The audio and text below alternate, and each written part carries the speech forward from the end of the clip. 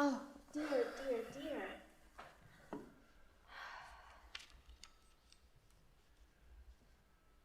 Well, Maya, what is the matter with you? Just listen to how silent it is here. And you can hear that? What? Silence. Yes, indeed I can. Well, perhaps you are right, mein Kind. One can really hear the silence. Heaven knows you can, when it's so absolutely overpowering as it is here. Here at the baths, you mean? Everywhere at home, here, it seems to me. Why, there was noise and bustle enough in the town, but I don't know how it is. Even the noise and bustle seem to have something dead about it. You don't seem particularly glad to be home again, Ma. Are you glad? I? Yes, you, who have been so much further away than I. Are you entirely happy now that we are at home again? No. To be quite candid, perhaps not entirely happy. There, you see.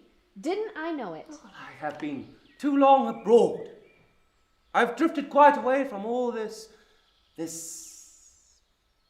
home life. There, you see, Rubeck. We had better get away again, as quickly as ever we can. Well, that is exactly what we intend to do, my dear Maya. You know that. Why not now? At once. Only think how cozy and comfortable we could be down there in our lovely new house. We ought by rights to call it our lovely new home. I prefer to say house. Let us keep to that. You really are a strange little person. Am I so strange? Yes, I think so. But why, pray? Perhaps because I'm not so desperately in love with mooning about up here as you are. Which of us was it that was absolutely bent on us coming north this summer? I admit, it was I. It was certainly not I, at any rate. But good heavens, who could have dreamt that everything would have altered so terribly at home here? And in so short a time, too. Why, it was only just 4 years since I went away. Since you were married, yes. Married? What has that to do with the matter? Since you became the Frau Professor, found yourself mistress to a charming home. I beg your pardon. Very handsome house, I ought to say. And a villa on the Lake of Tornitz, right at the point that has become most fashionable, too. In fact, it is all very handsome and distinguished, Maya. There's no denying that. And spacious, too. We need not always be getting in each other's way. No.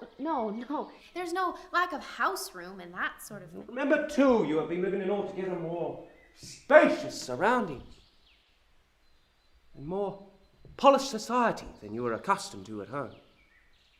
Ah, so you think it is I that have changed? Indeed I do, Maya. I alone? Not the people here? Oh, yes. They too. A little, perhaps. Certainly not in the direction of amiability. That I readily admit. I should think you must admit it indeed. You know how it affects me when I look at the life of the people around us here? No. Tell me. Makes me think of that night we spent in the train when we were coming up here. Why, you were asleep all that time. Oh, not quite. I remember how silent it became at all the little roadside stations. I heard the silence, like you, Maya. Like me? Yes. That assured me that we had crossed the frontier and we were really at home. For the train stopped at all the little stations, although there was nothing doing at all. Then why did it stop, though there was nothing to be done? Can't say. And no one got in or out. But all the same, the train stopped a long, endless time. And at each station I could make out that there were 2 railwaymen walking up and down the platform. The one had a lantern in his hand, and they said things to each other in the night, just low, toneless. meaningless. Why, yes, that's true enough. There are always two men walking up and down and talking. Of nothing. But just wait until tomorrow. Then we shall have the great, luxurious steamer lying in the harbour. We'll go on board her and sail round the coast, northward, ho, right to the polar sea. But then you will see nothing of the country and of its people. And that was what you so desperately wanted. I've seen more than enough. Do you think a sea voyage will be better for you? It is always a change. Well, if only it is the right thing for you. For me, the right thing? There is nothing in the world the matter with me. Yes, there is, Rubeck. I am sure you must feel it yourself. My dearest Maya, what should be amiss with me? That you must tell me. You have begun to wander about of late. You cannot rest, neither at home nor abroad. You have become quite misanthropic of late. Dear me. Have you noticed that? No one who knows you can help noticing it. And then it seems to me so sad that you have lost all pleasure in your work. That too, eh? You that used to be so indefatigable, working from morning until night. Used to be, yes. But ever since you finished your great masterpiece and got it out of the house. The Resurrection Day. The masterpiece that has gone round the whole world and made you so famous. Yes, perhaps that is just the misfortune, Maya. How so? When I had finished this masterpiece of mine, for the Resurrection Day is a masterpiece, or at least was one in the beginning. No, it is one still. It must be a masterpiece. Well, all the world knows it's a masterpiece. All the world knows nothing, understands nothing. Well, at any rate, it can divine something. Something that isn't there at all, yes. Something that never was in my mind. Ah, yes! That they can all go into ecstasies over. What is the good in working oneself to death for the mob and the masses, for all the world? Do you think it is better then? Do you think it is worthy of you to do nothing but portrait bust now and then? They're not just portrait busts that I turn out, Maya. Yes, indeed they are. For the last 2 or 3 years, ever since you finished your great group and got it out of hand, you have done nothing but portrait busts. They're no mere portrait busts, I assure you. What are they then? There is something equivocal, something cryptic lurking in behind these busts. A secret something that the people themselves cannot see. Indeed. I alone can see it. And it amuses me unspeakably. For on the surface I give them the striking likeness, as they call it. Something that they can all stand and gape at in astonishment.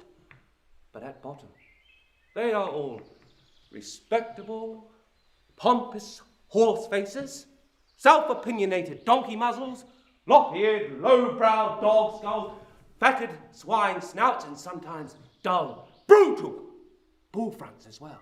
All the dear domestic animals, in fact. Simply the dear domestic animals, Maya. All the animals which men have bedeviled in their own image, and which have bedeviled men in return. Oh, and it is for these double-faced works of art that our excellent plutocrats come in order of me, and pay for in all good faith, and good round figures too, almost in weight in gold, as the saying goes. Come, Rubeck, drink and be happy. I am happy, Maya. Really happy in a way. For there is a certain feeling of happiness in being free and independent on every hand.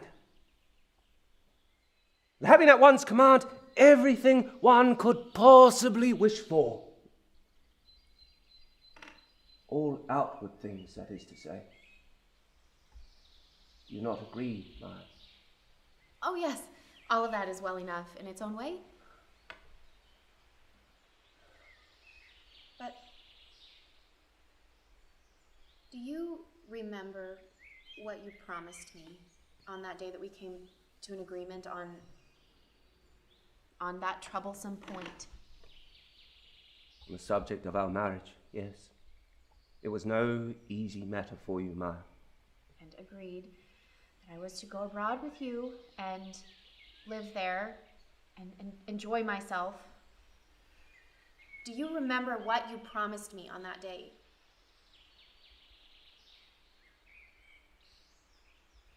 No. Can't say that I do.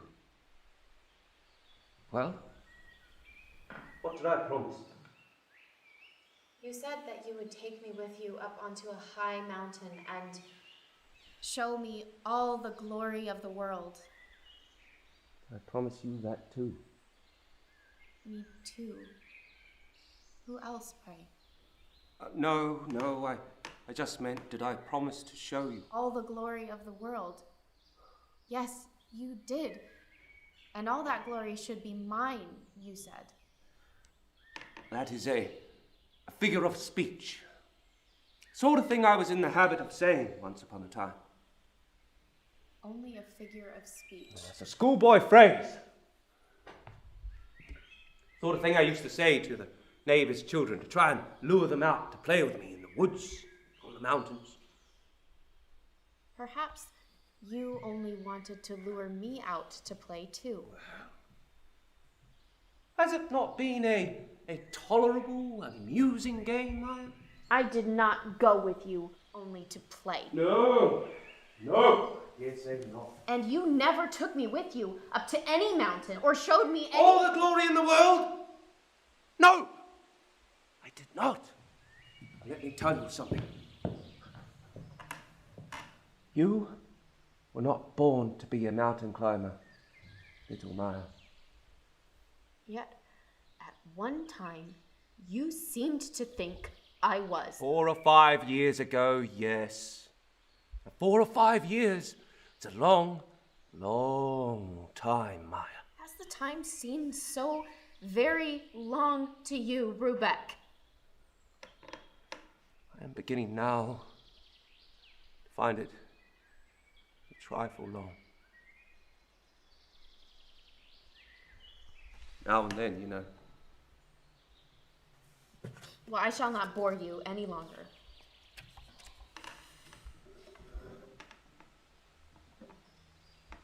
Is the Frau Professor offended?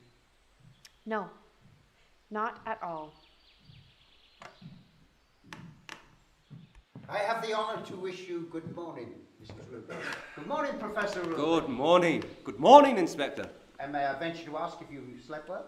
Yes, thank you. Excellently, for my part. I always sleep like a stone. I'm delighted to hear it. The first night in a strange place is often rather tedious. And the Professor? Oh, my night's rest is never much to boast of, especially of late. Oh, now that is a pity. But a few weeks at the bout, you will quite get over that. Tell me, Inspector, are any of your patients in the habit of taking baths during the night? During the night? No, I never heard of such a thing. Have you not? I know of no one so ill as to require such treatment. Well, in any case, is there someone who is in the habit of walking about the park by night? Nope. No, that would be against the rules, Professor. Good heavens, Rubeck, I told you so this morning. You must have dreamt it. Indeed. Must I? Thank you. The fact is, I got up last night. I couldn't sleep. I wanted to see what sort of night it was. And then? I looked out at my window and thought I saw a white figure there among the trees. And the professor declares that the figure was wearing a bathing costume. Or something like it, I said. I couldn't distinguish very clearly, but I was sure it was something white. Remarkable. Was it a gentleman or a lady? I could have sworn it was a lady. Then after it came Give me another figure. This one. This one was quite dark. Like a shadow. The dark one, quite black perhaps? Almost said so. Behind the white figure, following closely upon At a them. little distance, yes. I think I can answer the mystery, Professor. Well, Was the what was it professor then? really not dreaming? Hush, if you please. Look there.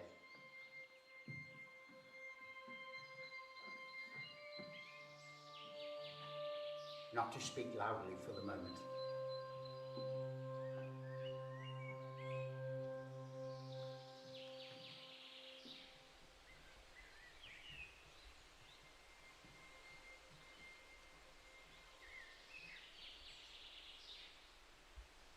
Who is that lady? She is registered as Madame Satow, with companion. That's all we know. A foreigner? Presumably. They have been here for about a week. They've never been here before. It was she I saw in the park last night. Undoubtedly, I thought so from the first. What is this lady's name, Inspector? Madame de Satow, as I said. Satow. Satow. Good heavens, Rubeck, do you know anyone of that name? No. No one. Satow. Sounds Russian, or in all events, the volume. What language does she speak? When the two ladies talk to each other, it is in a language I cannot make out at all. At other times, she speaks Norwegian like a native. Norwegian? You are sure you're not mistaken? How could I be mistaken? You have heard her yourself. I have spoken to her several times. Only a few words you understand, but she is far from communicative. But Norwegian it was. Thoroughly good Norwegian, with a little north of country accent. That too. Well, perhaps this woman was one of your models, Rubeck. Search your memory. My problem. In your younger days, I mean, you were said to have had innumerable models. Long ago, of course. Oh, no, little Frau Meyer. I have in reality had only one single model. One, and only one, for everything I have done. You will excuse me, I really must take my leave. I hear someone coming who is not particularly agreeable to me, especially with ladies. Who is it? He is a certain Mr. Alfheim. Oh, Mr. Ulfheim. The bear killer, as they call him. I know him. Who does not know Mr. Alfheim? Very slightly, however. Is he on your list of patients at last? Strangely enough, not as yet. He comes up here once a year on his way to the hunting ground. You will excuse me? Stop a moment, man. Devil take it all. Can't you stop? Why do you always scuttle away from me? I am not scuttling at all, Mr. Alfheim. Is this any way to receive strangers, eh? Scamper away with your tail between your legs. You had the devil at your heels. Has Mr. Alfheim arrived by the steamer? Haven't had the honor of seeing any steamer. Don't you know I sail my own cutter? Look well after your fellow creatures, Lars, but make sure you keep them ravenous. Fresh pink bones, but not too much meat on them, do you hear? Make sure it's reeking raw and bloody. And get something in your own belly while you go about it. Would Mr. Alfheim not be more comfortable to retire into the dining room for the meanwhile? In with all the half-dead flies and people? Oh, thank you 1,000 times, Mr. Inspector. Well, if you insist. But have the housekeeper prepare a hamper for me as usual. There must be plenty of provender in it. You can tell her that I or Lars will come and play old Harry with her if she doesn't. We know your ways of old, Mr. Alfheim. And can I get the waiter to bring you any order, Professor? Something for Madame Rubeck? No, thank you. Nothing for me. Nor for me. Then I'll take my leave. We'll meet again. Why, blast me. Fear isn't a country tyke who's wandered into regular tip-top society. What do you mean by that, Mr. Ulfheim? I believe I have the honor of addressing no less a person than the great sculptor Rubeck. I met you once or twice. The autumn, when I was last home. That was many years ago now. And then, you were so illustrious as I hear you've since become. In those days, Even a dirty bear hunter might venture to come near you. I don't bite, even now. Are you really and truly a bear hunter?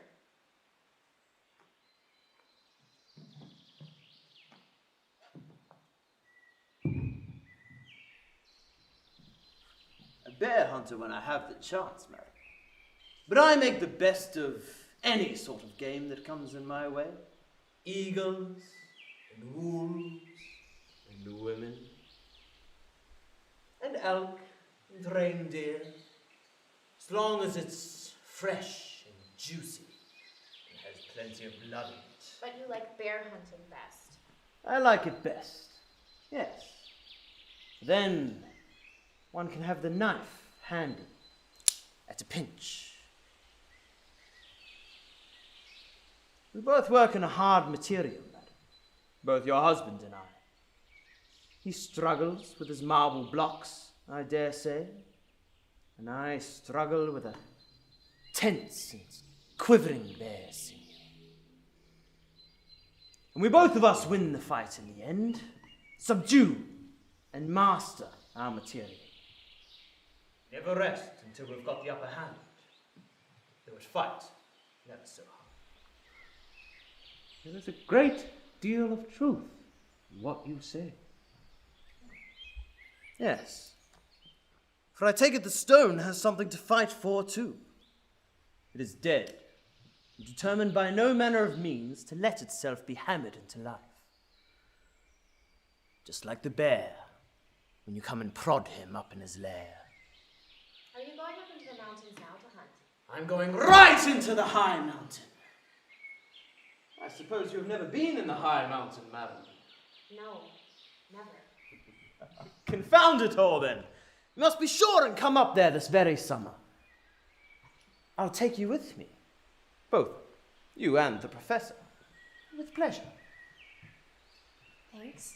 But the professor was thinking of taking a sea voyage this summer. Around the coast, through the island channel. Ugh. What would you do in those damnable gutters? Floundering about in the brackish ditchwater. Dishwater, I should rather call it.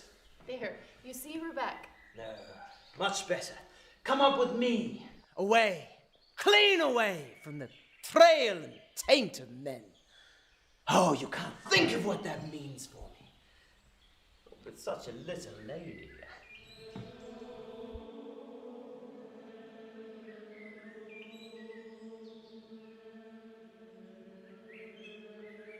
Just look at her do! That night crow there. Who is it that's to be buried? I have not heard of anybody. Well, there's someone on the point of giving up the ghost then, in one corner or another. People that are sickly and rickety should have the goodness to see about getting themselves buried. The sooner the better. Have you ever been ill yourself, Mr. Oldtime? Never. If I had, I shouldn't be here. My friends there, my nearest friends, they have been ill. Poor things. And what did you do for your nearest friends? Shot them, of course. Shot them? Dead? I never miss, madam. But how can you possibly shoot people? I'm not speaking of people. But you said your nearest friends. But who should they be but my dogs? Your dogs are your nearest friends. I have none near. My honest, trusty, absolutely loyal comrades. When one of them turns sick and miserable, bang! And there goes my friend, sent packing to the other world.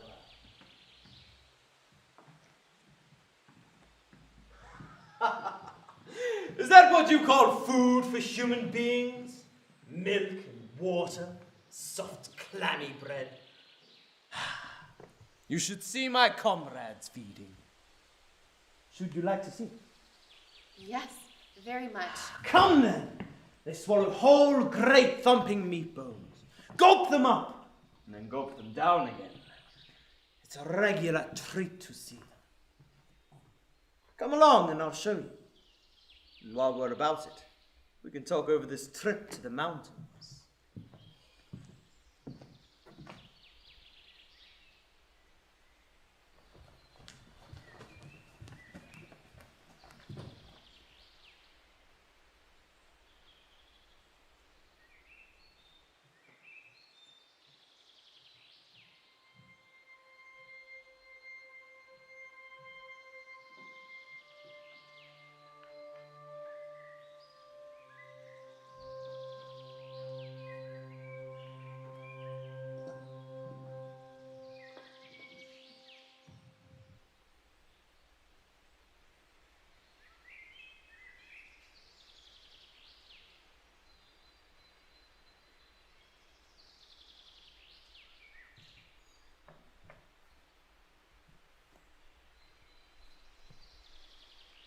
I know you quite well, Irene.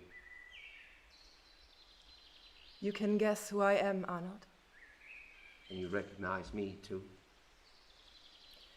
With you, it is quite another matter. With me? How so? You are still alive. Alive? Who was the other? The woman you had with you there at the table. Oh, she. That was my wife. That is well. Indeed. Someone then who does not concern me. No, of course not. One whom you have taken with you after my lifetime. After your... What do you mean by that, Irene? And the child? I hear the child is prospering too. Our child survives me and has come to honor and glory. Our child. Yes. You called it so then? In my lifetime, yes. Yes, Irene, I can assure you, our child has become famous the whole wide world over. I suppose you read about it? And has made his father famous too. That was your dream, Arnold. It is to you I owe everything, Irene. Everything. And I thank you. If I had done then what I had the right to do, Arnold! Well? What then? I should have killed that child. Killed it, you say? Killed it. Crushed it. Crushed it to dust.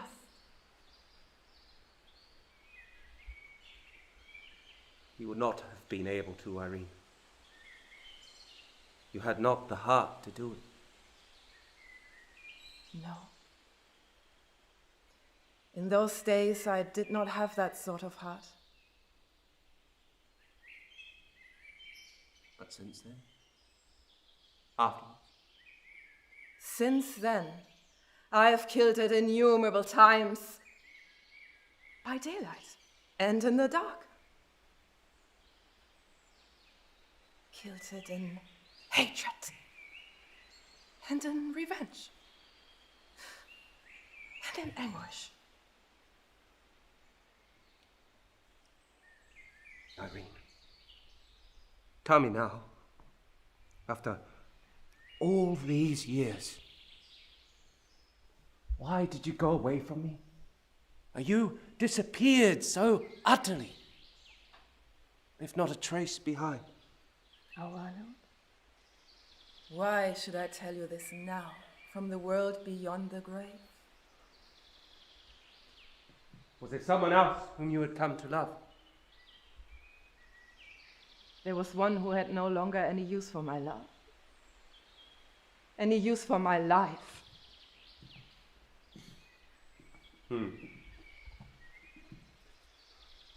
Don't let us talk any more of the past. Oh, no. By all means, let us not talk of what is beyond the grave. What is now beyond the grave for me. Where did you go, Irene? All my inquiries were fruitless. You seem to have just vanished away. I went into the darkness when a child stood transfigured in the light. Have you seen much of the world? Yes. Traveled in many lands. What have you found to do, Irene?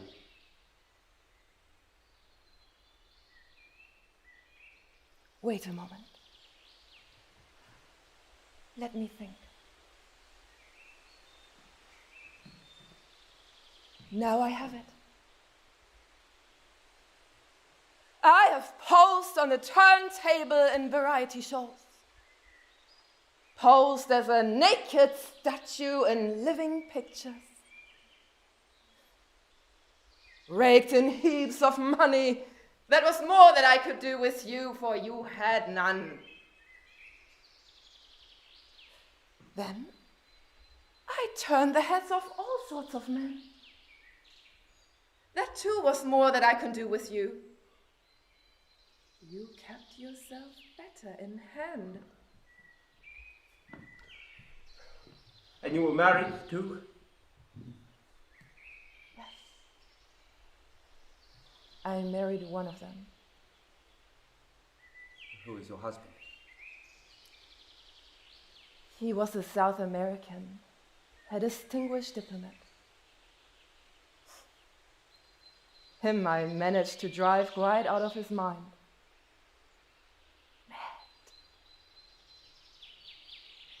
Incurably mad. Inexorably mad. It was great sport, I can tell you, while it was in the doing. I could have laughed within me all the time if I had anything within me.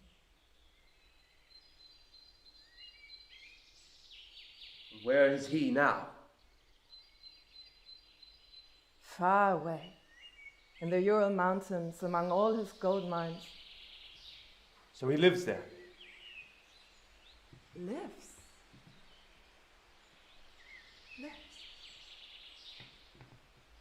In reality, I've killed him. Killed? Killed him. With a fine, sharp dagger, which I always have with me in bed. I do not believe you, Irene. Indeed. You may believe it, Arnold. Have you never had a child? Yes. I've had many children. Where are your children now? I killed them. Now you are telling me lies again. I killed them, I tell you! As soon as ever they came into the light, long before that, one after the other. There is something hidden behind everything you say. How can I help it when every word I say is whispered into my ear? I believe I am the only one who can divine your meaning. You surely ought to be the only one. Some of the strings of your nature are broken. Does that not always happen when a young, warm-blooded woman dies? Oh, Irene, have done with all this wild imaginings. You are living.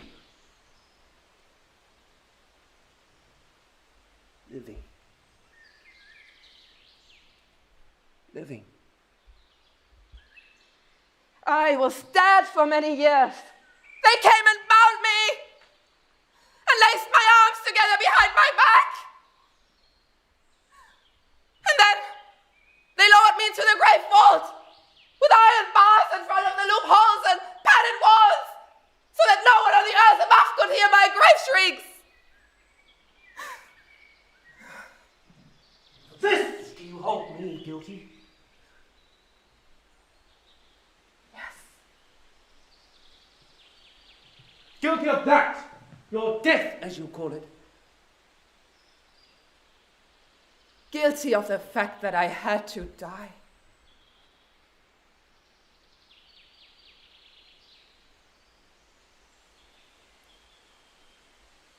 Why don't you sit down, Arnold?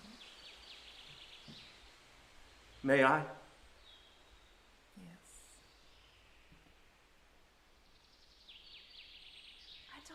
I'm quite turned to ice yet. There. Irene. Now we two are sitting together, as in the old days. Yes. A little way apart from each other. Also as in the old days. Oh, it had to be so then. Had it? There had to be a distance between us. Was it absolutely necessary, Arnold?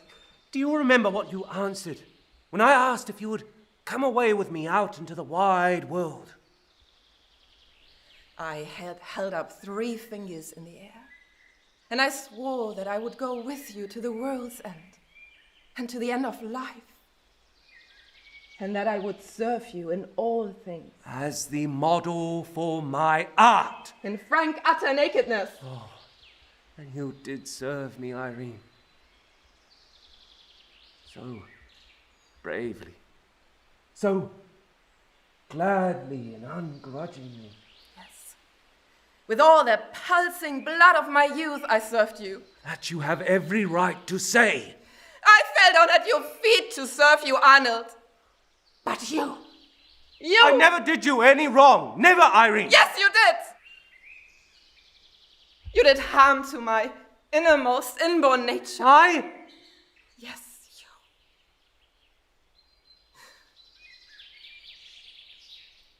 I exposed myself wholly and unreservedly to your gaze, and never once did you touch me. Irene, did you not understand that many a time I was beside myself, under the spell of all your loveliness?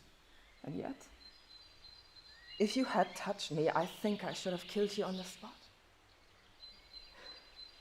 For I had a sharp dagger upon me, hidden in my head. I was an artist, Irene.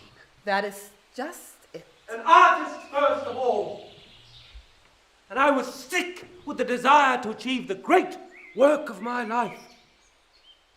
It was to be called the Resurrection Day, figured in the likeness of a young woman awakening from the sleep of death. Our child, yes. It was to be the awakening of the noblest, purest, most ideal woman the world ever saw.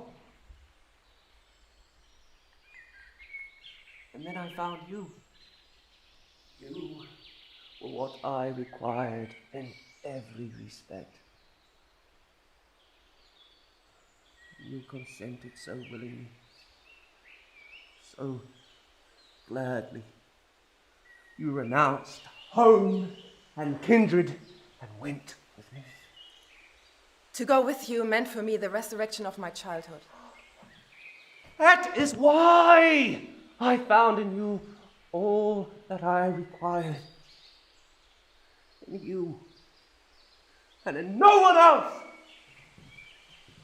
I came to look on you as a thing hallowed, not to be touched save adoring thoughts.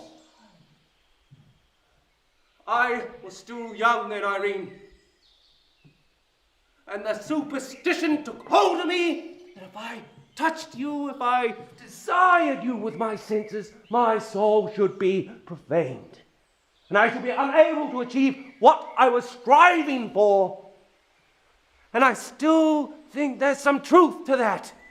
The work of art first, then the human being. Judge me as you will. But in those days, I was utterly dominated by my great task, and exultantly happy in it. And you achieved your great task. Thanks and praise be to you. I achieved my great task. I wanted to embody the pure woman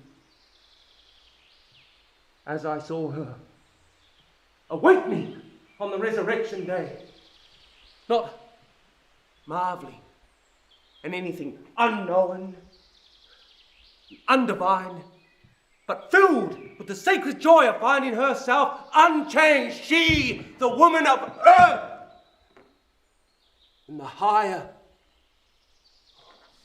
freer, happier region. After the long, dreamless sleep of death. Thus did I fashion her, Irene. I fashioned her in your image. And then you were done with me. Irene. You had no longer any use for me. How can you say that? And began to look about you for other ideals. I found none. None after you. And no other models, Arnold. You were no model. You were the fountain of my achievement.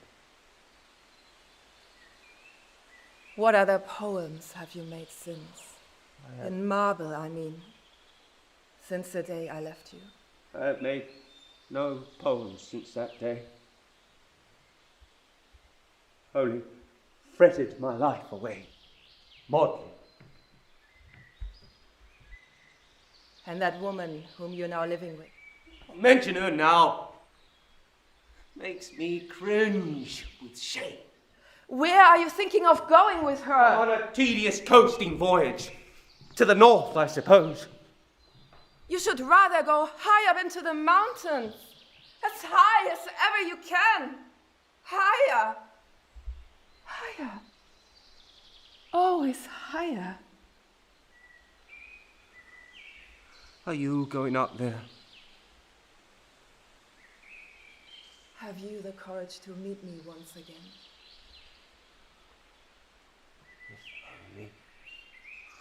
Oh, if only we could. Why can we not do what we will? Come! Come! Come up to me! Oh, you may say whatever you please, Rubeck, but... Oh, I beg your pardon. I see you have made an acquaintance. Renewed an acquaintance. What is it you want with me? I only wanted to say this. You may do whatever you please, but I am not going with you on that disgusting steamboat. Why not? Because I want to go up into the mountains and into the forests. That's what I want, Rubeck. Oh, I shall be so good afterwards. Who has put these ideas into your head? Why, he, that horrid bear killer. Oh, you cannot conceive of all the marvelous things he has to tell about the forests and about life up there. They're ugly, horrid, repulsive. Most of the yarns he spins for, I almost believe he's lying, but wonderfully alluring all the same. Oh, won't you let me go, Rubeck? Just to see if what he has to say is true, you understand. May I, Rubeck, please? Yes. Off you go, I have not the slightest objection.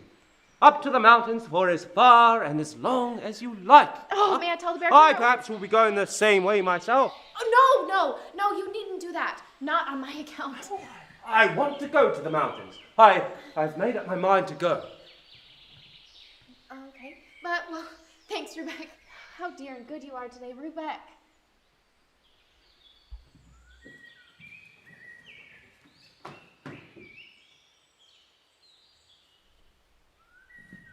Shall we meet up there, then? Yes, we certainly shall meet. I have sought for you so long. When did you begin to seek for me, Irene? From the moment I realized I'd given away to you something rather indispensable.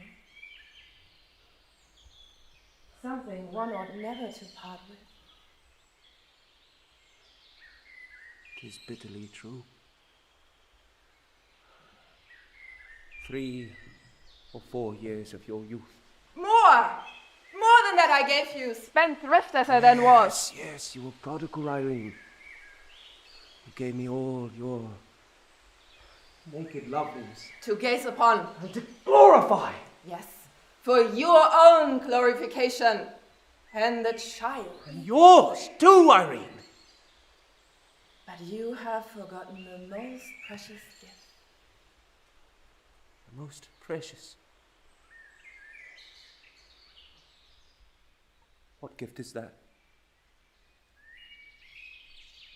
I gave you my young, living soul. And that gift left me empty within. Soulless. It was that I died of.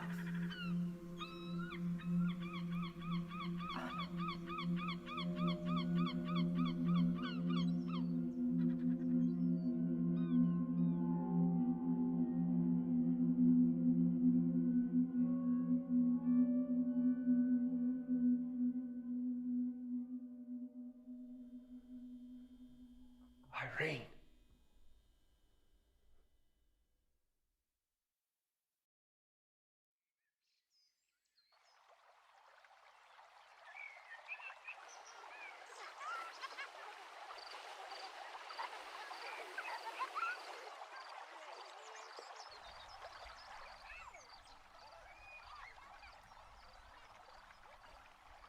Hello? Oh, I have been rushing around looking for you, Rubeck. Have you just come from the hotel? Yes, that was the last place I tried that fly trap. I noticed you were not at the dinner table. No, we had our dinner in the open air, we two. Me too. What two? Why, I and that horrid bear killer, of course. Oh, he. Yes, he. And first thing tomorrow, we're going off again. After bears? Off to kill a brown boy. Have you found the tracks of any? Why, Rubeck, you don't suppose that bears are to be found in the naked mountains, do you? Well, where then? Far beneath, on the lower slopes, in the thickest parts of the forest. Places your ordinary townfolk could never go. And you two are going down there tomorrow? Yes. First thing. Or we may leave this evening. If you have no objection, that's to say. Far be it from me to... Of course, Lars goes with us. I have with the no dogs. curiosity as to the movements of Mr. Lars and his dogs. Would you not rather properly sit on the seat? No, thank you. I'm lying so delightfully in the soft heather. I can see that you are tired. I almost think I'm beginning to feel tired. Well, you don't notice till afterwards, when all the excitement is over. Just so, I will lie and close my eyes.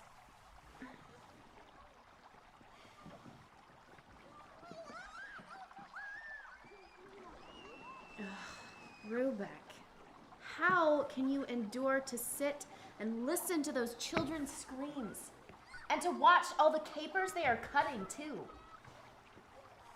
There is something harmonious, almost like music, in their movements now and then amid all the clumsiness, and it amuses me to sit and watch for these isolated moments when they come.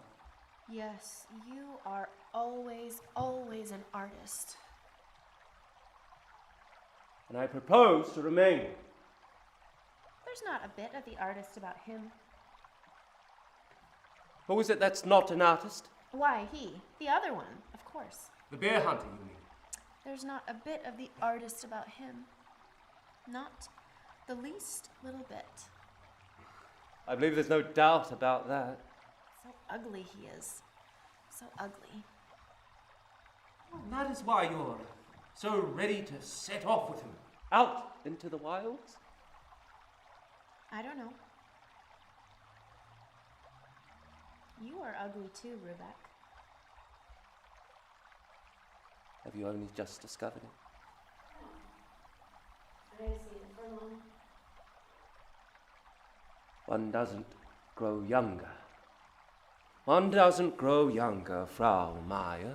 It's not that sort of ugliness I mean at all.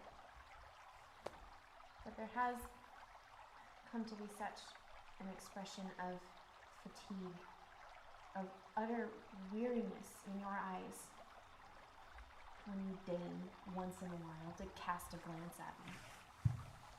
Have you noticed that? Little by little, there's come to be this evil look in your eye as though you were nursing some dark plot against me. Indeed. Why don't you come and sit beside me, Maya? Let us talk a little. Then will you let me sit on your knee in the early days? No, you mustn't. People can still see you from the hotel. But you can sit here, at my side. No, thank you. In that case, I'd rather lie here. I can hear you quite well here. Well, what is it you want to say to me? What do you think was the real reason for me agreeing to make this tour? Well, I remember you said, among other things, that it was going to do me a tremendous lot of good. But And now I don't believe the least little bit that that was the reason. then what is your theory about it now? I think now that it was on account of that pale lady. Madame von Sackau. Yes, she, who is always hanging at our heels. Yesterday evening, she made her appearance up here too. But what in all the world? Oh, I know you knew her very well indeed, Rubeck. Long before you knew me. And had forgotten her too, long before I knew you. Can you forget so easily, Rubeck? Yes, very easily indeed. When I want to forget. Even a woman who has been a model to you? When I have no more use for her. One who has stood to you undressed? Well, that means nothing. Nothing to us artists. And then, may I venture to ask, how was I to guess what country she was in? Oh, I don't know. You might have seen her name in a visitor's list in one of the newspapers. But I had no idea of the name she now goes by. I'd never heard of any Herr von Sackau. Oh, well then, I suppose it must have been for some other reason that you were so set upon this journey. Yes, Maya. It was for another reason. A very different reason. And that is what we must, sooner or later, have a clear explanation about. How solemn you look. Perhaps a little more solemn than is necessary. Indeed. It's a very good thing for us both. You begin to make me feel curious, Rubeck. Oh, only curious. Not a little bit uneasy. Not in the least.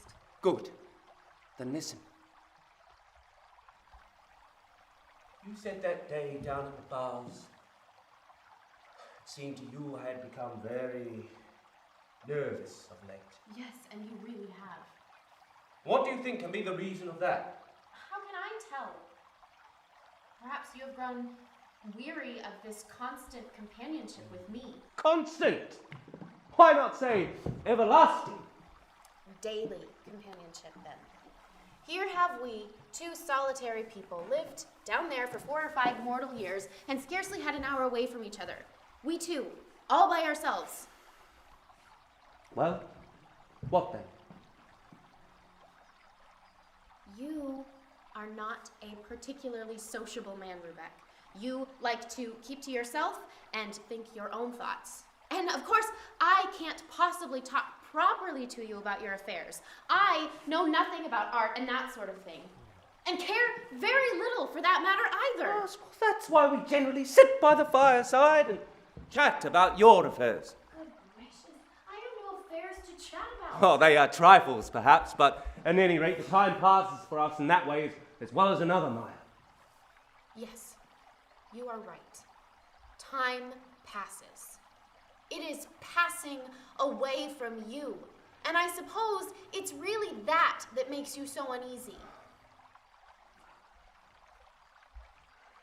And so restless. No, I shall soon not be able to endure this pitiful life any longer. If you want to get rid of me, you have only to say so. Why will you use such phrases? Get rid of you? Yes, if you want to have done with me, you only need to say so, and I will go in that instant. You intend that as a threat, Maya? There can be no threat for you in what I said. No.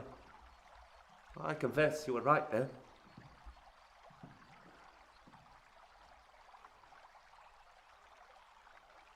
You and I cannot go on living together like this.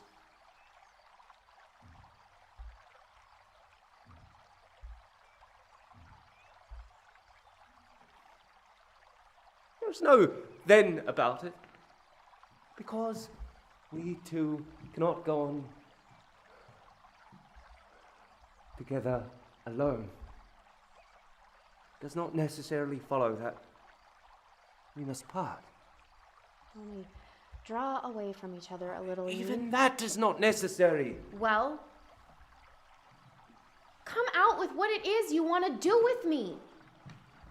What I feel so keenly, so painfully that I require is someone about me who really, truly stands close to me. Don't I do that? Not in that sense. What I need is the companionship of another person who can, as it were, complete me. Supply what is wanting in me, be one with me in all my striving. It's true that things like that are a great deal too difficult for me. Oh no, they are not at all in your line, Maya.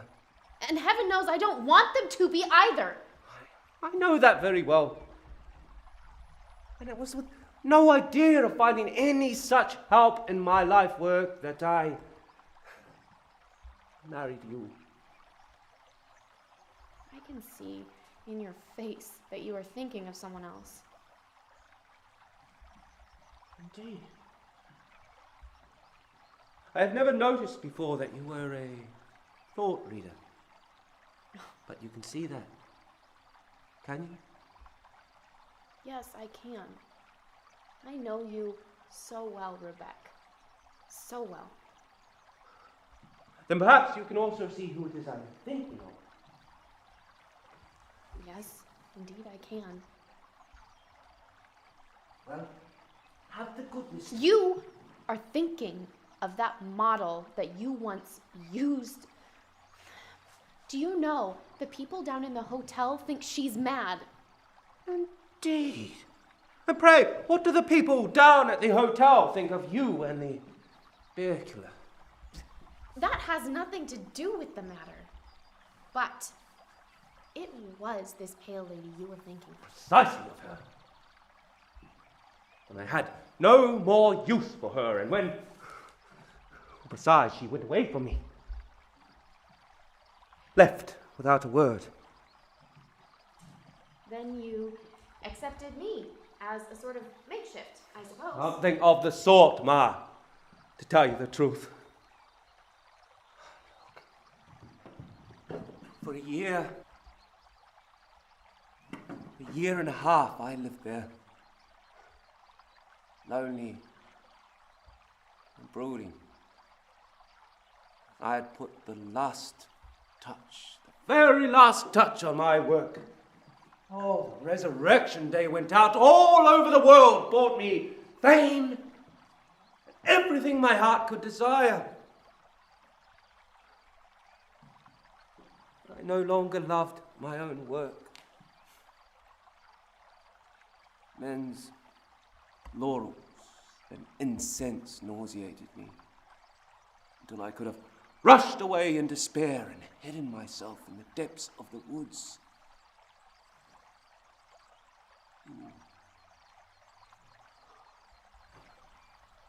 You were a thought reader.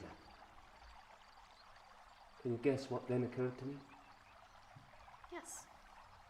It occurred to you to make portrait busts of gentlemen and ladies. To order, yes. With animals' faces behind the mask. These I threw in gratis into the bargain, you understand, but they were not what I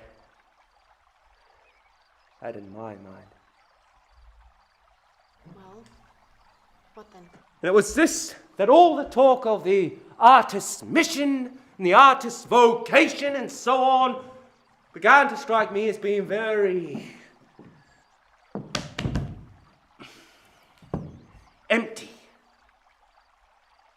hollow, and meaningless at bottom. But then, what would you put in its place? Life, Maya. Life. Yes. It's not life in sunshine and in beauty. 100 times better worthwhile than to hang about to the end of your days in a raw, damp hole and wear yourself out with a perpetual struggle with blocks of stone, lumps of clay. Yes, I've always thought so, certainly. And then I had become rich enough to live in luxury and in indolent, quivering sunshine. I built myself the villa on the Lake of Tornitz, the palazzo in the capital, and all the rest of it. And last but not least, you could afford to treat yourself to me, and gave me leave to share in all your treasures. Did I not promise to take you up to a high enough mountain, show you all the glory of the world, man? You have perhaps taken me with you to a high enough mountain, Rebecca. But you have not shown me all the glory of the world. How insatiable you are, Maya. Absolutely insatiable. But do you want to know the most hopeless thing of all? Can you guess that? Yes. I suppose it is that you have gone and tied yourself to me for life. I wouldn't have expressed myself so heartlessly. But you would have meant it just as heartlessly. You have no idea of the inner workings of the artist's nature. Good heavens. I haven't even a clear idea of the inner workings of my own nature. I live at such high speed, Maya. We live so, we artists. I, for my part, have lived a whole lifetime in the few years we two have known each other. I have come to realize that I am not at all adapted in seeking happiness and indolent enjoyment. Life does not shape itself that way for me and those like me. I must go on working, producing one work after the other, right to my dying day. That is why I cannot go on with you any longer, Maya. Not with you alone. Does that mean, in plain language, that you have grown tired of me? Yes! That is what it means. I am tired. Intolerably tired and fretted and unstrung in this life with you. Now you know it.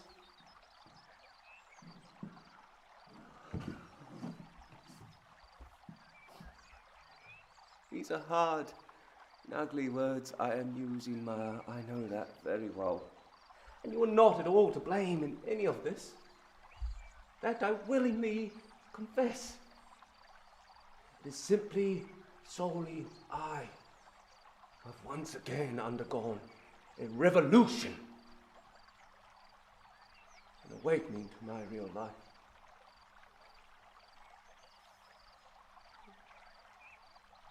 Why in all the world should we not part then?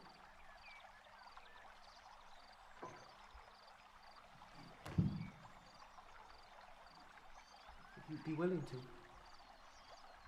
Yes, If there's nothing else for it, then... But there is something else for it.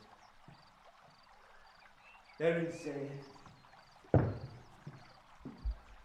an alternative.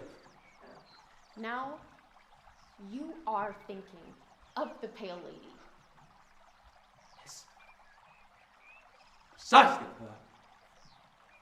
To tell you the truth, I am constantly thinking of her, ever since I found her again. But now I will tell you a secret, Maya. Well? In here. You see? In here, there is a little Brahma locked casket. Inside that casket, all my sculptor's visions are stored up.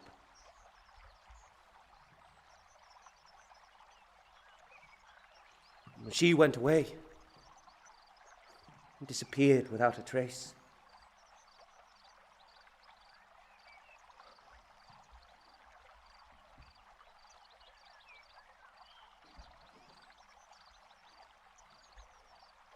The lock of the casket snapped too.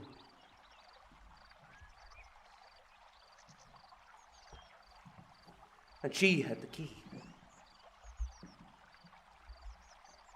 And she took it with her. You, little Maya.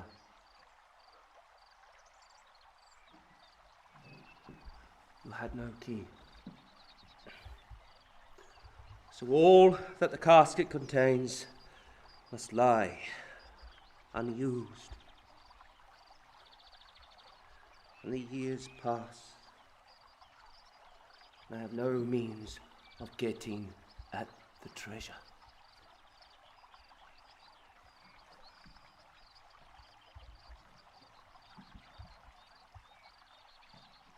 Well then,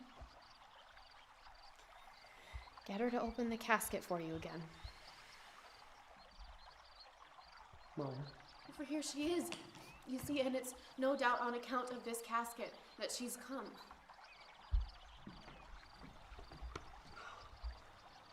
I have not said a single word to her on the subject. My dear Rubeck, is it really worth all this fuss and commotion about so simple a matter? Is the matter so absolutely simple to you, Maya? Yes, I think it is. Do attach yourself to whoever you most require. I shall always find a place for myself somewhere in the world. No need to worry about that, Professor. Where do you mean? Well, I need only take myself off to the villa if it should be necessary. But it won't be. Because down there in all that great house of ours, there must surely, with a little goodwill, be room enough for 3. Do you think that it would work? In the long run? Well, very well then. If it won't work, it won't work. There's no good talking about it. What if it doesn't work, Maya? What do we do then? Then we'll go our separate ways. Apart entirely. I shall always find something new for myself. Somewhere in the world. Something free. Free. Free. No need to worry about that, Professor.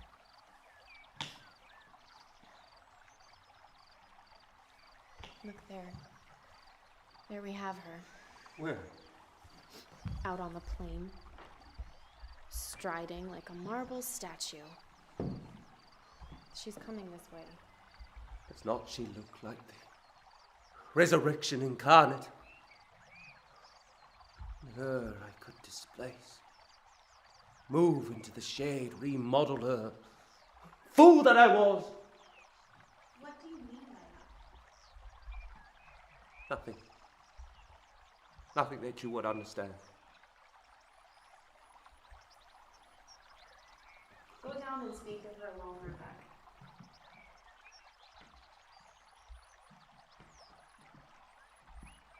Where will you go in the meantime? Henceforth, I shall go my own way.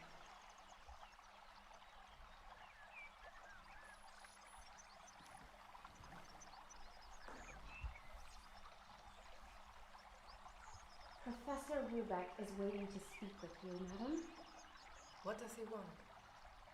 He wants you to help him open a casket that has snapped to. Can I help him in that? He says you are the only one who can.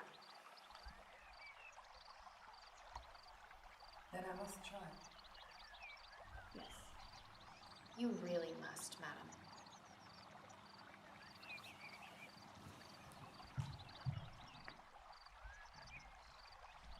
She, the other one, said you had been waiting for me. I've waited for you, year after year, without myself knowing it. I could not come to you, Arnold. I was lying down there, sleeping the long, deep, dreamful sleep. Now you are awakened. I have the heavy, deep sleep still in my eyes. You shall see that the day, the dawn, lighten for us both. Do not believe that. Oh, I do believe it. And I know it. Now that I have found you again. Risen from the grave. Transfigured. Only risen, Arnold. Not transfigured.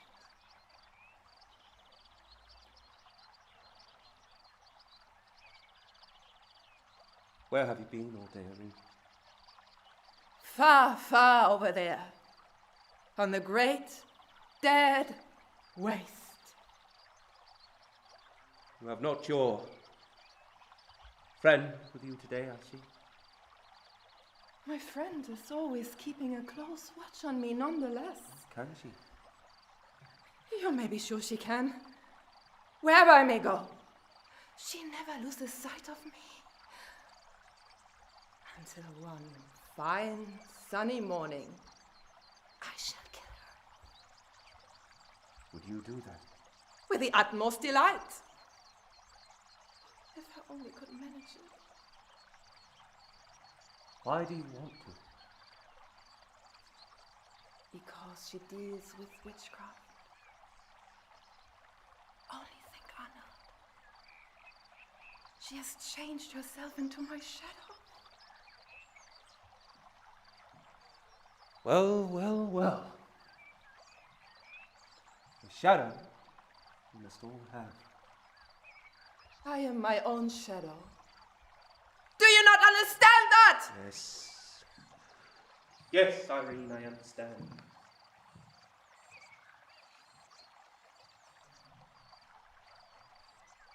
Why do you stand over there turning your eyes away from me? I dare not. I dare not look at you. Why dare you not look at me anymore? You have a shadow that tortures me. I have the crushing weight of my own conscience.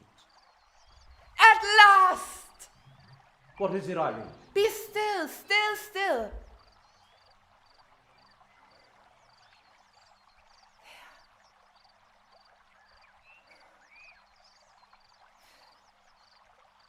There. Now they let me go.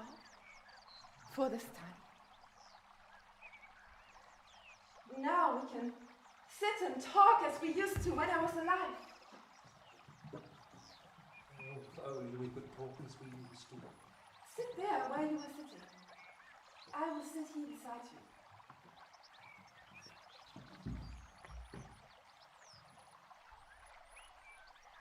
Now I've come back to you from the uttermost regions, Aye. Truly. back home, to my lord and master. To our home. To our own home, Irene. Have you looked for my coming every single day? How dared I look for you? Of course you didn't. For you understood nothing! Was it really not for the sake of someone else that you all of a sudden disappeared from me in that way? Might it not quite well be for your sake, Arnold? I don't understand you. When I served you, with my soul, and with my body, and when the statue stood there finished, our child, as you called it, then I laid at your feet the most precious sacrifice of all, by effacing myself for all time. Laying my life waste. It was just that I wanted! Never, never should you create anything again after you had created that only child of ours! Was it jealousy that moved you then? I think it was rather hatred. Hatred? Hatred of me? Yes, for you. For the artist who had so lightly and carelessly taken a warm-blooded body, a young human life, and worn the soul out of it, because he needed it for a work of art. You can say that, can you? You, who threw yourself into my work with such saint-like passion and such ardent joy.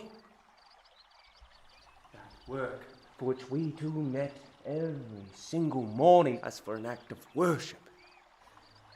I will tell you one thing, Arnold. I never loved your art before I knew you. Nor after either. But the artist, Irene? The artist I hate. The artist in me, too? In you most of all. When I unclothed myself and I served you, then I hated you. You do not mean that, Irene. That is not the truth. I hated you. Because you could stand there so unmoved. Unmoved? You think so? At any rate, so intolerably self-controlled. And because you were an artist, and an artist only, not a man.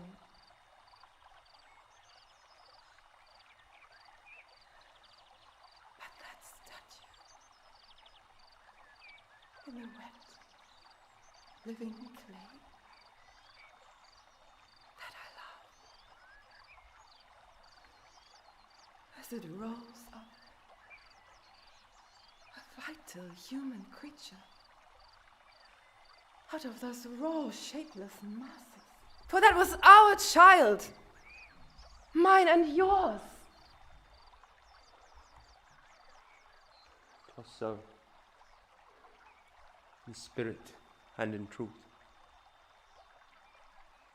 I will tell you, Anna. It is for the sake of that only child of ours that I've undertaken this long pilgrimage. For the statues. Call it as you will. I call it our child. Now you want to see it. Finished. In marble, which you always thought so cold. You do not perhaps know that it is installed in a great museum. Somewhere, far out in the world. I've heard a sort of legend about it. And museums were always a horror to you. You call them grave vaults. I will make a pilgrimage to the place where my soul and my child's soul lie buried. You must never, never see that statue again, Irene. If you hear me, I implore you. Never see it again. Perhaps you think it might mean death to me a second time. Oh. I don't know what I think. How could I have imagined that you would fix yourself so immovably on that statue? That which you went away from me before it was even completed. It was completed. This is why I could go away from you and leave you alone. It was not what it afterwards became.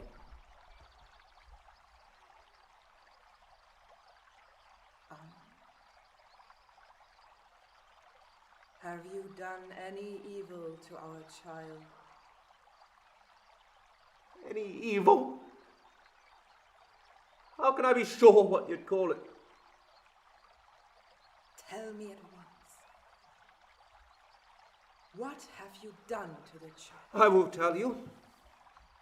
If you will sit and listen quietly to what I will listen as quietly as a mother can when You really must not look at me while I'm telling you. I will sit here beside you. Now, tell me!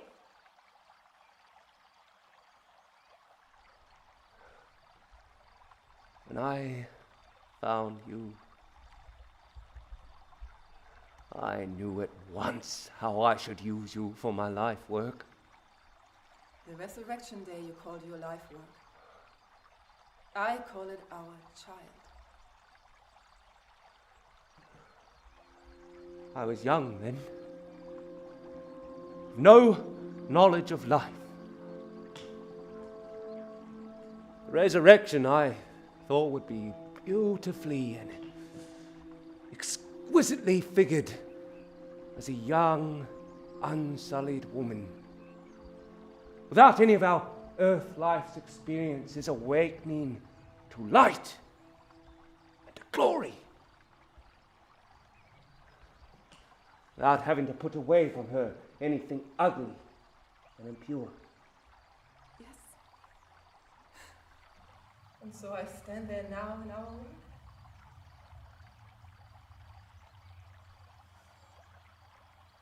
Not absolutely and entirely so, Doreen. Do I not stand as I always stood for you, Arnold?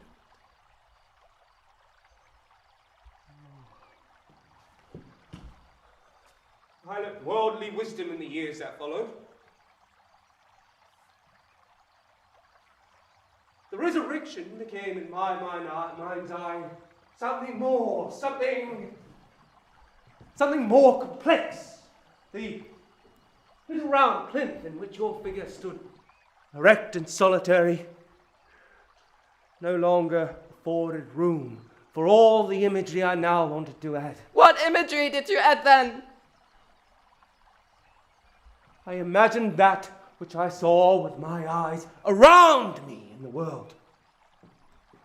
I had to include it, Irene. I could not help it. I expanded the plinth, made it wide and spacious, and on it I placed a segment of the bursting, curving earth, and up from the fissures of the soil now swarm men and women with dimly suggested animal faces. Women and men, as I knew them in real life. But in the middle of the round, there stands the young woman, radiant with the joy of light. Do I not stand so, Arnold?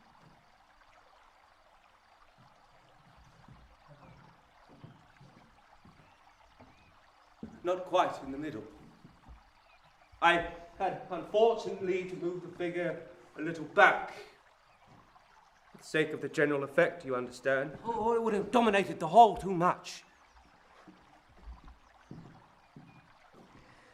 But the joy in the light still transfigures my face. Oh, yes, it does, Irene.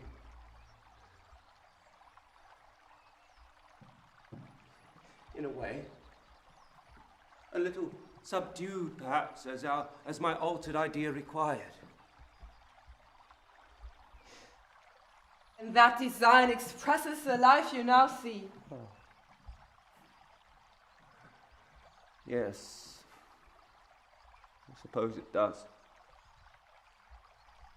And in that design, you have shifted me back. Toned down a little.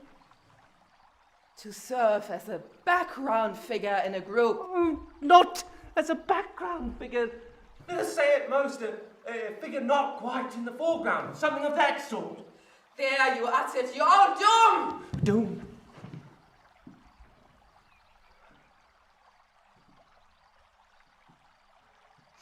My whole soul!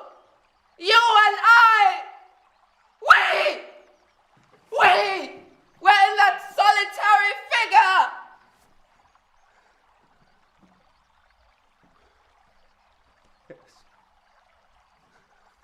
Yes.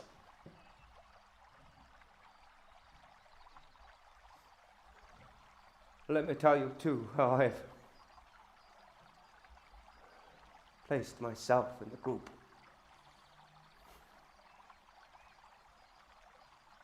In front.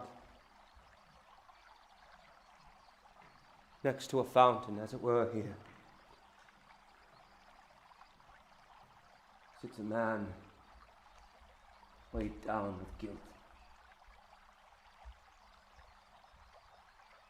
Could not quite free himself from the earth's crust.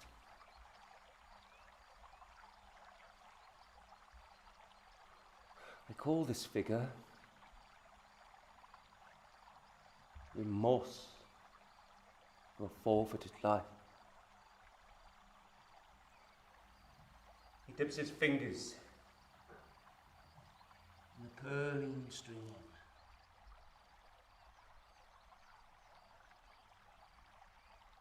Wash them clean.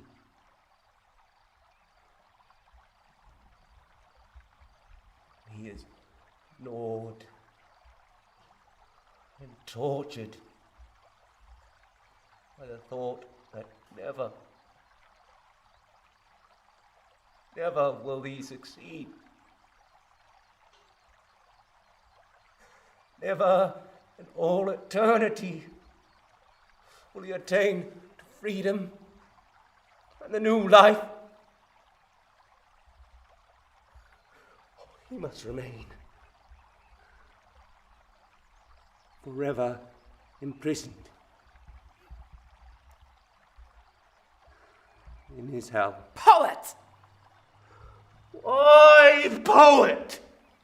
Because you are sluggish and nerveless and full of forgiveness of all the sins of your life. You have murdered my soul! And so, you model yourself in remorse and self-accusation and penance. And with that you think your account is cleared. I am an artist, Irene! And I take no shame to myself for the frailties that sometimes cling to me. For I was born to be an artist, you see. And do what I may, I shall never be anything else.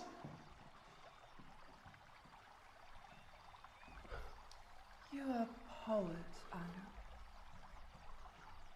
You dear, great, middle-aged child.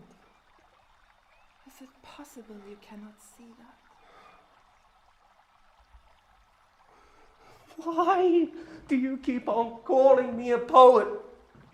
Because there's something apologetic in the word, my friend. Something that speaks of forgiveness of all sins and spreads a cloak of frailty over all frailty. But I was a human being then. I too had a life to live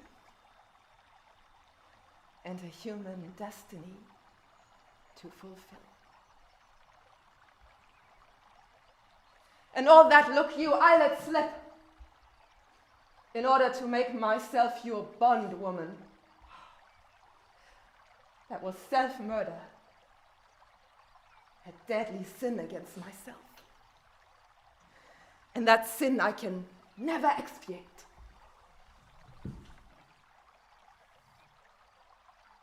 I should have borne children in the world. Many children. Real children. Not such children as are hidden away in grey vaults. That was my vocation. I ought have never served you.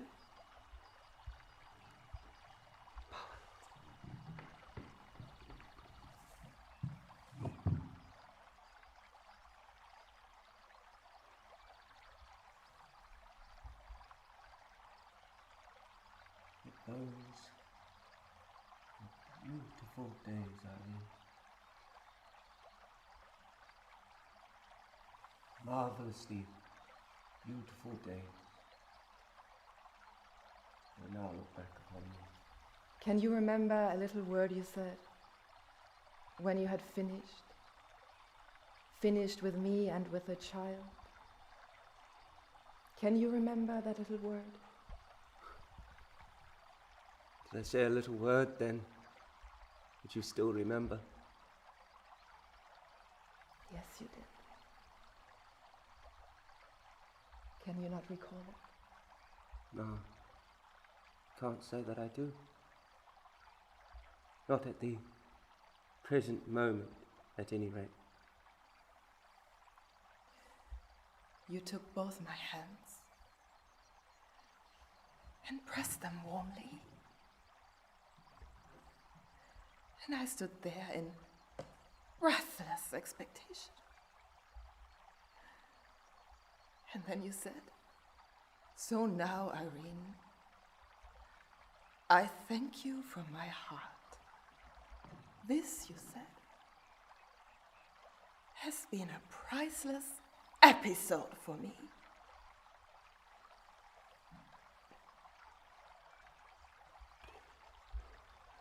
Did I say episode? It's not a word I am in the habit of saying. You said episode.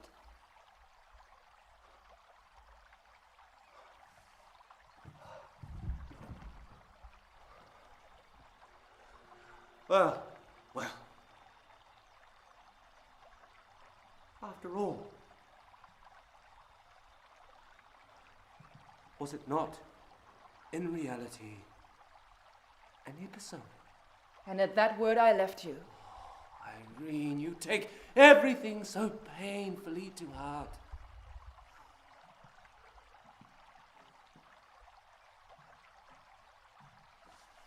Perhaps you're right. Let us not talk of all the hard things that go to the heart.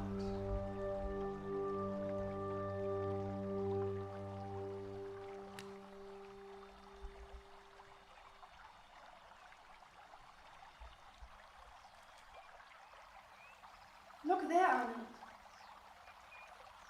There are birds swimming.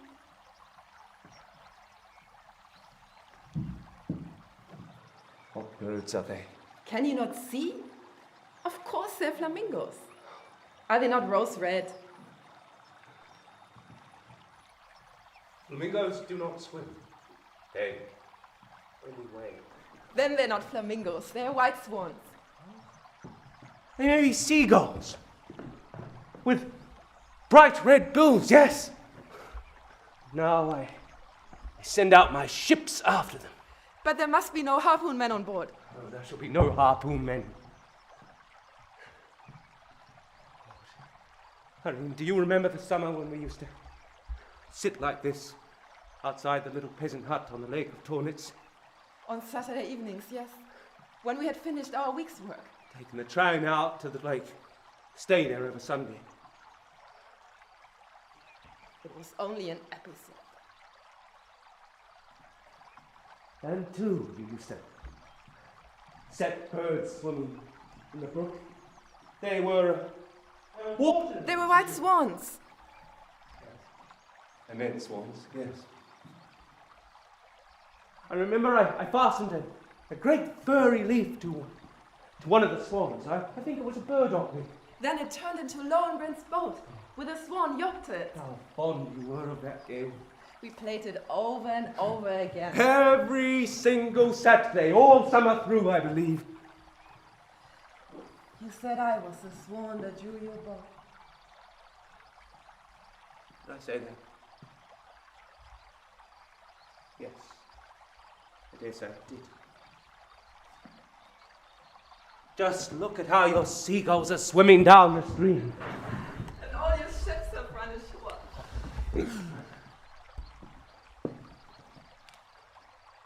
Irene, I have bought the little peasant hut on the Lake of Tornets.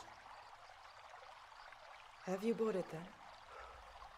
You often said you would if you could afford it. The day came when I could afford it easy enough. So I bought it. Then, do you live out there now, in our old house? No, I had it pulled down long ago. I built a great villa, handsome, comfortable villa on the site, with a park around it. It is there that I usually live during the summer. Then you and the other one live out there now? Yes. When my wife and I are not traveling as we are this year.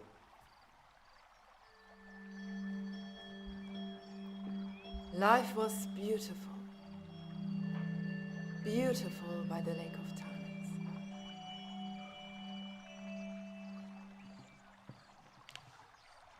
And yet, Irene. And yet we too let it slip. All that life and its beauty. Does repentance come too late now?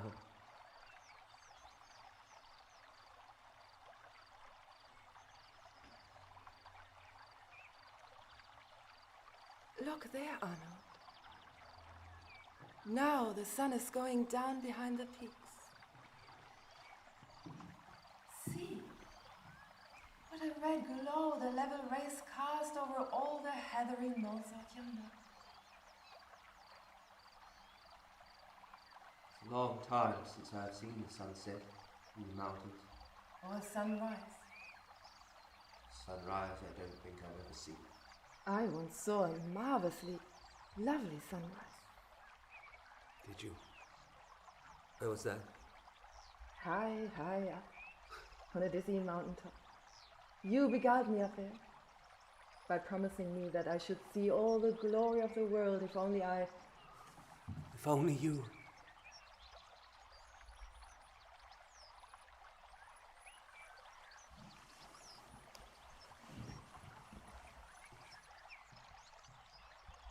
If only I did as you told me. Went with you up to the heights. And there I fell upon my knees.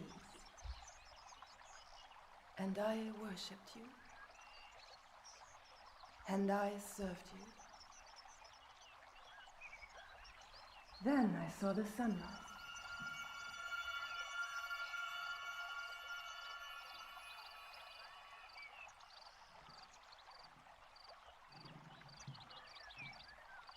Won't you come live with us in the villa by the lake?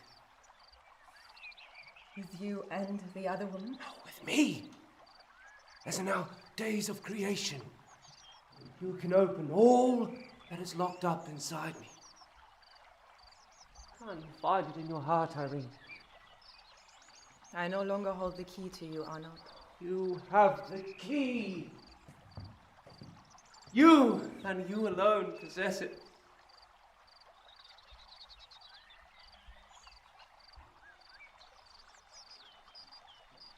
That I may live my life over again empty dreams.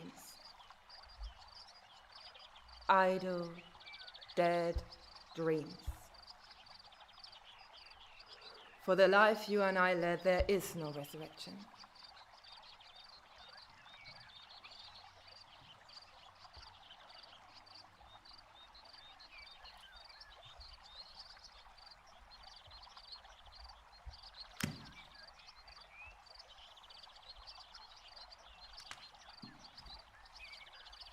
And let us go on playing. Playing. Playing. Only playing.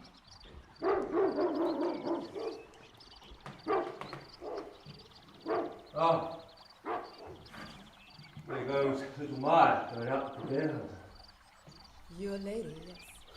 Or the others. Good night, Professor. Dream of me. Now I am going off on my adventures. And what sort of an adventure is this to be? I'm going to let life take the place of all the rest.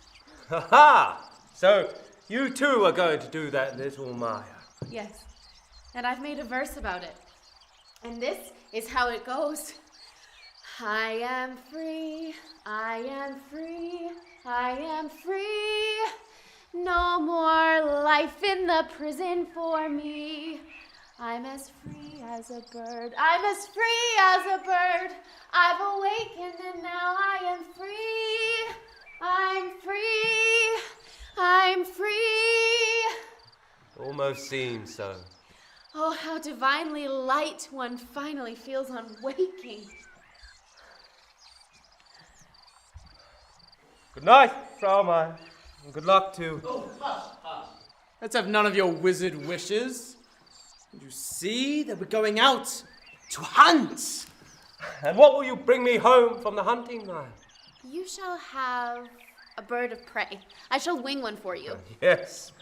To wing things without knowing what you are doing has long been quite in your way, Maya. Oh, let me take care of myself for the future. And I wish you then goodbye. And a good, peaceful summer night on the upland. Thanks. I wish you all the ill luck in the world over you and your hunting. There now. That is a wish worth having. Thanks, thanks, thanks, Professor.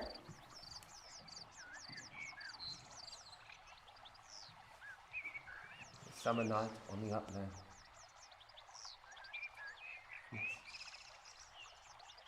That would have been life. Will you spend a summer night on the upland?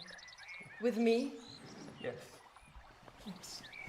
My lord and master. Oh, Irene. It will only be an episode. Do not look around, Arnold. What is it? A face that is staring at me. Where?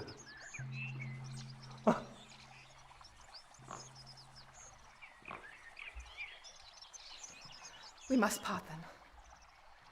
You must remain sitting, do you hear? You must not come with me till we meet again on the upland. Will you come there, Irene? Yes, I certainly shall come. Wait for me. Summer night on the upland. With you. You! Oh, Irene, that might have been our life. And that we have forfeited. We too. We see the irretrievable only when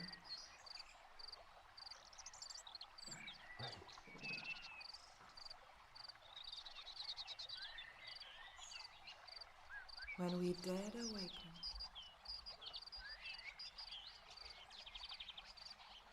What do we really see then? We see that we have never really lived.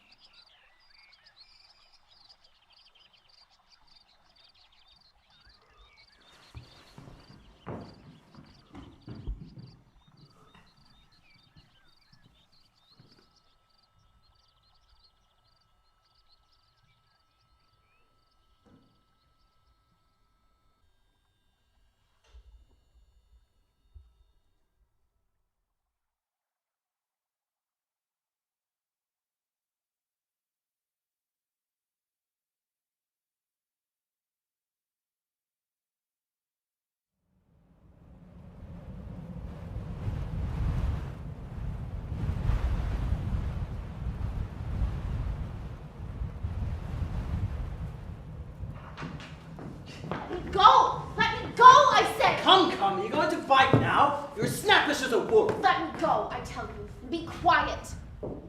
No. Confound me if I will. Then I will not go another step with you. Do you hear? Not a single step. Oh, how do you expect to get away from me here, on the wild mountainside? I will jump over precipice yonder if need be. And mangle and mash yourself up into dog's meat. A juicy morsel. As you please. Jump over the precipice if you want to. It's a dizzying drop. There's only one narrow path down it, and that's almost impassable. Well, you are a nice one to go hunting with. Say, rather sporting. Oh, so you call this sport, do you? Yes. I venture to take that liberty. For it's the sort of sport I like best of all. I never. Why did you let the dogs loose up there? So that they may do a little hunting on their own account. There's not a word of truth in that. It was not for the dog's sake that you let them go. Why did I let them go then? Let us hear. You let them go because you wanted to get rid of Lars. He was to run after them and bring them in again. And in the meantime, no matter. It was a pretty way to behave. In the meantime? No matter. Lars won't find them. You may safely swear to that. Lars won't come with them until the time's up. No. I dare say not. Lars, he knows my methods of sport. Do you know what you look like, Mr. Ulfheim? I should think I'm probably most like myself. Yes, there you are exactly right. For you are the very living image of a faun. A faun? Yes, precisely, a faun. A faun? Isn't that a sort of monster? Or a kind of wood demon? Yes, just exactly the sort of creature you are. A thing with a goat's beard and goat legs. Yes, and the faun has horns too. So. Has horns, has it? Yes, a pair of ugly horns, just like yours. Can you see the poor little horns I have?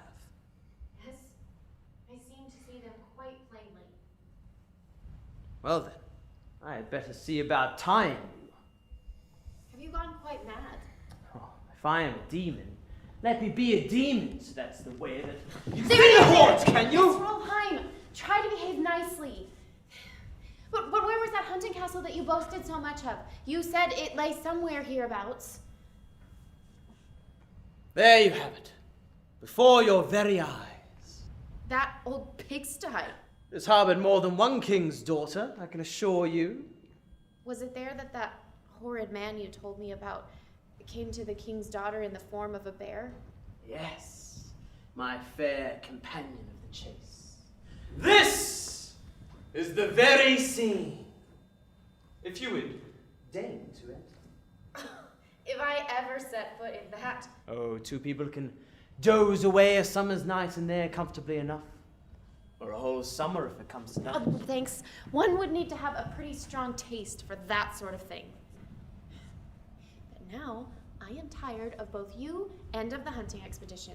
Now, I am going down to the hotel before the people awaken down there. And how do you propose to get down from here? That's your affair. There must be a way down one way or another. Oh, certainly, there is a sort of way. Right down the face of the precipice yonder. There, you see. With a little goodwill. But just you dare if you try go that way. Do you think I can't? Never in your life. If you don't let me help you. Well, then come and help me. What else are you here for? Would you rather I should take you on my back? Nonsense. Or carry you in my arms? Now do stop talking rubbish.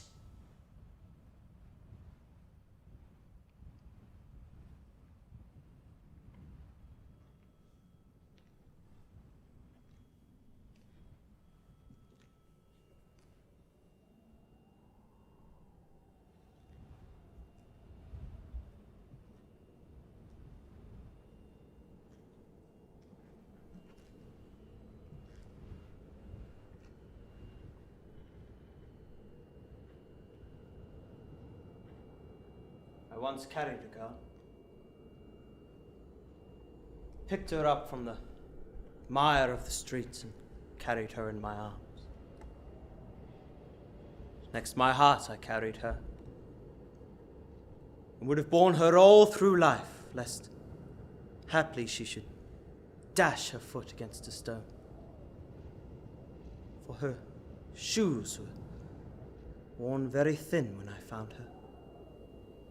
And yet, you took her up and carried her next to your heart?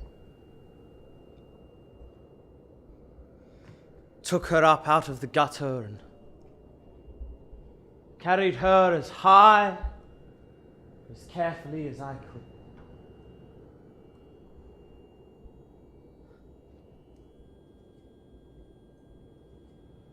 And do you know what I got for my reward? No. What did you get? I got the horns. The horns that you can so plainly see. Now, is not that a comical story? Yes. Comical enough. But I know another story that is still more comical. How does that story go? This is how it goes. There once was a stupid girl who had both a father and a mother, but a rather poverty-stricken home. And then came a high and mighty senior into the midst of all this poverty.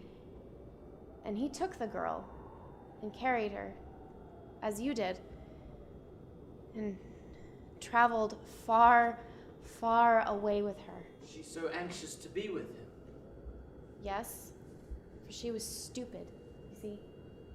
And he, no doubt, was a brilliant and beautiful personage. No, he wasn't so superlatively beautiful. But he promised that he would take her with him up to the highest of mountains where there were sunshine and fresh air without end. So he was a mountaineer, was he, that man? Yes, he was, in his way. Did he take the girl up with him?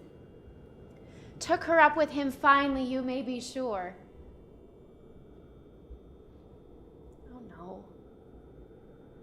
He beguiled her into a cold, clammy cage where, as it seemed to her, there was neither sunlight nor fresh air, but only gilding and great petrified ghosts of people all around the walls. Devil take it. But it serves her right. Yes? Don't you think it's quite a comical story all the same?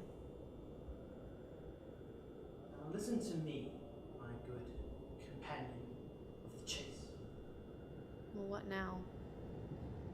Should not we two tack together our poor shreds of tattered life? Is his worship inclined to set up as a patching tailor? Yes, indeed he is. Might not we two try to draw the rags together, here and there, so as to make some sort of human life out of them? And when the poor tatters were quite worn out, what then? Then there we shall stand, free and serene, as the man and woman we really are. You with your goat legs, yes. And you with your... Well, let that pass. Yes, let us pass. On. Stop! Whither away, comrade? Down to the hotel, of course. And afterward? Then we'll take a polite leave of each other, with thanks for the pleasant company. Can we part? We two? Do you really think we can? Yes, you didn't manage to tie me up, remember? I have a castle to offer you. I fell out to that one. It has not fallen to ruin yet. And all the glory of the world, perhaps. A castle, I tell. Thanks. I have had enough of castles. Splendid hunting grounds, stretching for miles around it. Are there works of art, too, in this castle? No, it's true there are no works of art. But One good thing at any rate. Will you go with me then? As far, as long as I want you. There is a tame bird of prey keeping watch on me. We'll put a bullet in its wing, Maya.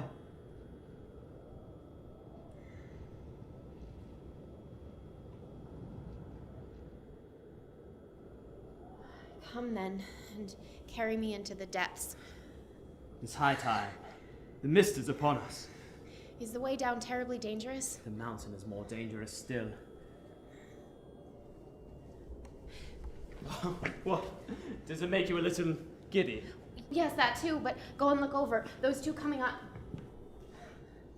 It is only your bird of prey and his strange lady. Yes, but can't we get down without their seeing us?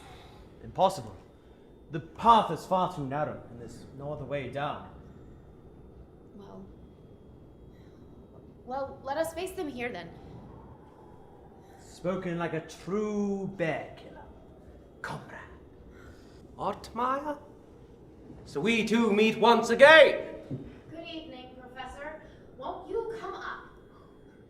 So you too have been all night on the mountain. Yes. You gave me permission, remember? did you come up that path there? As you saw. And the strange lady too. Of course. Henceforth the strange lady and I do not intend our ways to part. Don't you know then that it is a deadly dangerous way you have come? We thought we would try, nevertheless. Did not seem particularly hard at first. No. At first, nothing seems hard. But presently you might come to a tight place. You can neither get forward nor back. Then, stick fast, Professor.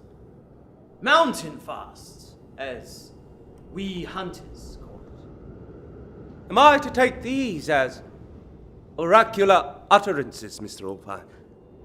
Lord preserve me from playing the oracle.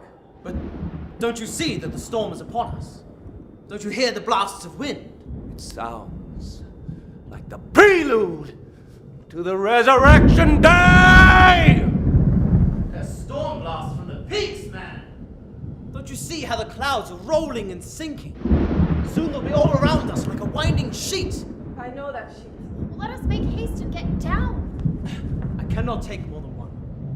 Take refuge in the hut in the meantime, while the storm lasts. Then I will send people with ropes to fetch you away. To fetch us away? No! No! To take you by force if necessary. For it is a matter of life and death here. Now you know it. Come. Don't fear to trust yourself in your comrade's arms. Oh, I shall rejoice and sing if I make it down with a whole skin. Did you hear that, Arnold? Men are coming up to fetch me away. Many men will come up here. Do not be alarmed, Irene. And she, the woman in black, she will come too. For she must have missed me long ago. And then she will seize me, Arnold, and put me into the straight waistcoat. She has it with her in her box. I've seen it with my own eyes. Not a soul shall be suffered to touch you. I myself have a resource against that. What resource do you mean? This. Have you a knife? Always. Both. Day and night. In bed as well.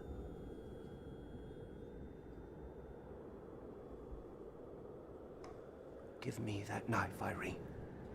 You shall not have it! I myself, my family. What use can you have for it here? Was intended for you, Arnold. For me?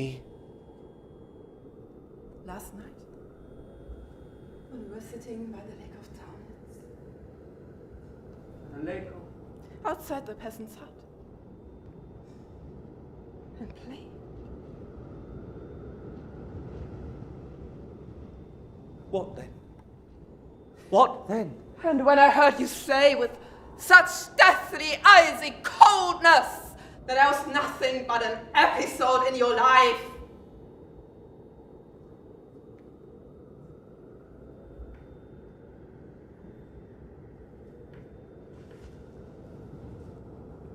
It was you that said that, Irene. Not I. Then I had my knife out. And I wanted to stab you in the back with it.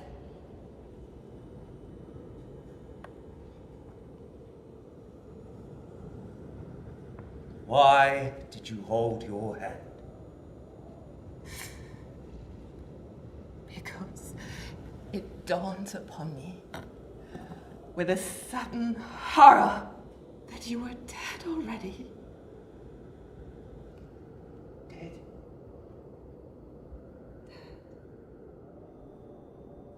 You, as well as I. We sat there by the lake of Taunitz. We two, clay cold bodies, and played with each other.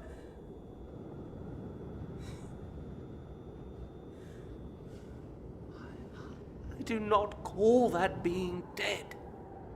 But you do not understand me. Then where is the burning desire for me that you fought and battled against when I stood freely forth before you as the woman arisen from the dead? Our love is assuredly not dead, Irene. A love that belongs to the life of earth. A beautiful, miraculous earth life. The inscrutable earth life that is dead in both of us. And do you know that it is just that love? It is burning and seething inside me more hotly than ever before. And I? Have you forgotten who I now am? Be who or what you may, for aught I care. To me, you are the woman I see in my dreams of you. I stood on the turntable, naked, and made a show out of myself to many hundreds of men after It you. was I that drove you to the turntable.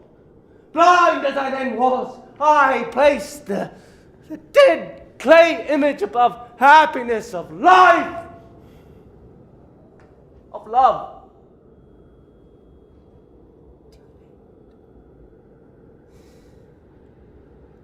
Too late. By a hair's breadth. Has anything that has passed in the interval lowered you in my eyes? Nor in my own. Well, what then? Then we are free. And there is still time for us to live our life, Irene. The desire for life is dead in me.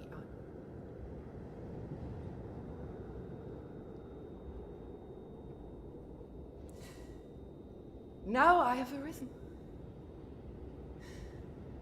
And I look for you. And I find you. And I can see that you and all life lie dead. As I have lain. How utterly you are astray. Both in us and around us. Life is fermenting and throbbing more fiercely than ever. The young woman of your resurrection day can see all life lying on its bier.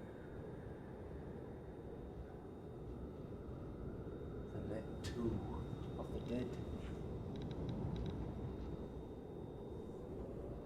Us two, for once, live life to the uttermost before we go down to our graves again. Arnold! But not here. Not here in the half darkness. No! Not here with the dank, hideous shroud flapping around us. No! No! Up in the heights! And in all the glittering glory! Up to the peak of promise! There we shall have our wedding feast. Oh, my beloved. And the sun shall freely look on us, Arnold. All the powers of light shall freely look upon us. The powers of darkness too. Then will you follow me? Oh, my grace-giving bride. I follow you gladly and freely, my lord and master. We must first pass the mist siren. And then Yes. Through all the mists. And then right up to the summit of the power that shines in the sunrise. I'm as free as a bird.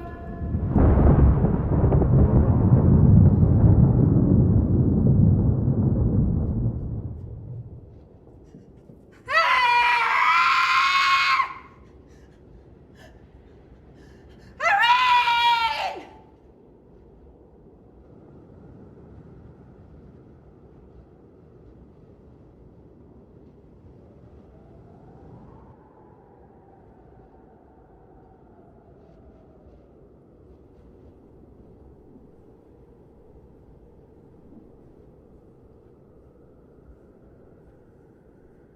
Pax vobiscum.